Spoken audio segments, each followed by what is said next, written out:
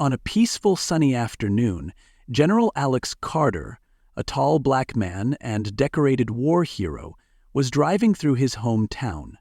In his shiny black SUV, he wore a U.S. Army uniform with rows of shining medals from his years of military service.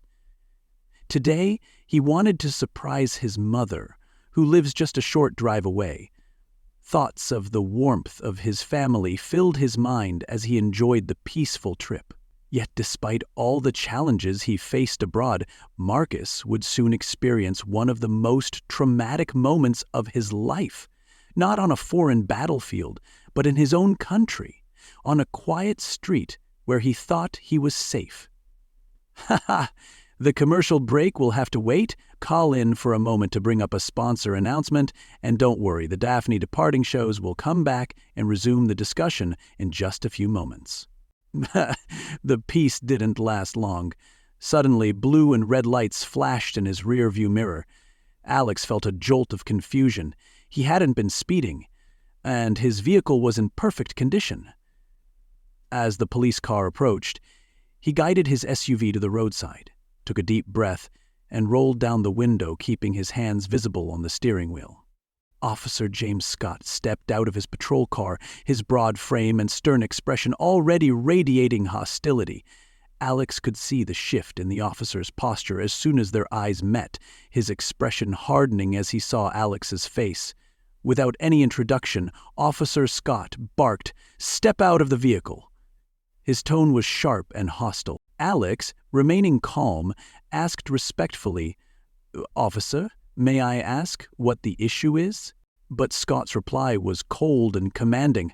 "I said, step out of the car. Now." His hand hovered near his gun. Despite the years he had spent in combat zones, Alex felt an unease he rarely experienced. This wasn't an enemy overseas. This was his own country. Keeping his hands visible, Alex unbuckled his seatbelt, opened the door, and stepped out slowly, his uniform gleaming in the sun. Officer Scott's eyes lingered on the uniform for a brief moment, then his face twisted into a sneer. "What are you doing driving around here?" Scott demanded, ignoring the proper protocol to request license and registration. It became clear his suspicion was focused not on any legitimate reason, but on Alex's appearance. "I'm on my way to visit my mother," Alex replied, his voice steady. Inside, frustration was brewing. Why was he being treated this way? He was a general in the U.S. Army, having dedicated his life to serving and protecting the nation. Officer Scott didn't seem to care. He took a step closer, his face now inches from Alex's. "You're lying," he hissed. "You're not from around here, are you?" Alex clenched his jaw but remained silent, knowing that any defensive response could escalate the tension. He glanced around and noticed people starting to slow their cars, a few even stopping to observe the scene. Some pedestrians watched, whispering among themselves. "What do you have in the car?" Scott asked with a sharp tone. "Drugs? Weapons?" His hand moved closer to his gun, causing Alex's pulse to spike. Keeping his voice calm, Alex replied, "Officer, I'm not armed. I'm a general in the U.S. Army." His words were calm, but his anxiety grew with each passing second as he wondered how the officer would respond. Scott, however, ignored the explanation, gripping his gun tightly. His eyes locked on Alex with an intensity that made it clear he saw him as a threat. The tension was thick, each moment stretching into what felt like an eternity. Alex felt trapped, his mind racing with the gravity of the situation. His breath caught as Scott's hand inched closer to his holster. Would he draw his weapon? "Officer, I am General Alex Carter, United States Army," he said firmly, hoping to break through the aggression with a respectful reminder of his position. But Scott's face only darkened with disdain. "Get down on the ground now!" Scott's voice rang out across the street, louder and more threatening. Alex's stomach dropped. How had things escalated so quickly?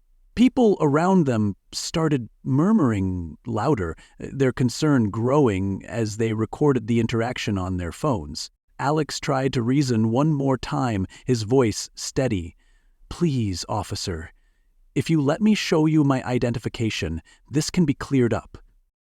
But before he could reach for his ID, Scott shoved him roughly, and Alex felt himself hit the hard pavement. The officer pushed him down further, pressing his knee into his back, making it difficult to breathe. Alex felt the rough ground scraping against his skin, his uniform now dusty and wrinkled. The crowd began to react more visibly. "Hey, stop!" someone yelled. Another voice called out, "He didn't do anything wrong!" A few people were recording, capturing every agonizing second. Alex could hear the faint sounds of clicks and beeps as phones filmed the situation. Meanwhile, Scott ignored the growing crowd. Leaning close, he hissed in Alex's ear, "You think you're above the law, but you're not." Anger and fear twisted within Alex. His thoughts flashed to his family, wondering how they would feel if something happened to him right here. Just when it seemed like things couldn't get worse, the sound of another police siren pierced the air. A second patrol car pulled up. A high-ranking officer, Lieutenant Sam Barnes, stepped out, his expression serious as he took in the scene. As soon as he saw Scott pinning a man in a military uniform, Lieutenant Barnes's face tightened with fury. "Scott, what are you doing?" he demanded, his voice booming with authority as he marched over. The crowd fell silent, watching the tension unfold. Scott hesitated, momentarily stunned by his superior's presence, and quickly stood up, stepping away from Alex, who remained on the ground, breathing heavily but trying to maintain his composure. Lieutenant Barnes recognized Alex immediately, memories of serving together flashing in his mind. "General Carter?" he asked, his voice softer, his disbelief clear. He quickly helped Alex to his feet. "Are you all right, sir?" Barnes asked, his face a mix of concern and anger. Alex, dusting off his uniform, nodded but remained silent, the pain of what had just happened weighing on him. Turning to Scott, Barnes's voice rose with authority. "Do you have any idea who this man is?" he asked. "This is General Alex Carter, a decorated officer in the United States Army. He's a hero." His tone was filled with disbelief at Scott's actions. Scott's face drained of color, his expression shifting from confusion to realization. He stammered, I thought I didn't know." "You didn't know?" Barnes snapped. "You didn't take the time to ask. You saw a man in uniform and chose to ignore it because of your own prejudice." Scott stood frozen, his face pale, his breath shallow. The crowd's eyes were on him, silent but full of condemnation. Alex stood tall, despite the pain, his gaze filled with disappointment as he looked at Scott. Barnes turned to Alex, his expression apologetic. "General, I am deeply sorry for this. This should never have happened." The crowd murmured, the shock of what they had witnessed sinking in. Alex remained silent, taking a deep breath. After a pause, he finally spoke, his voice calm but firm. "Lieutenant, thank you for stepping in," he began, "but this isn't just about me. This could have happened to anyone." His words hung in the air, their weight echoing through the gathered onlookers. Scott, visibly shaken, couldn't meet Alex's gaze.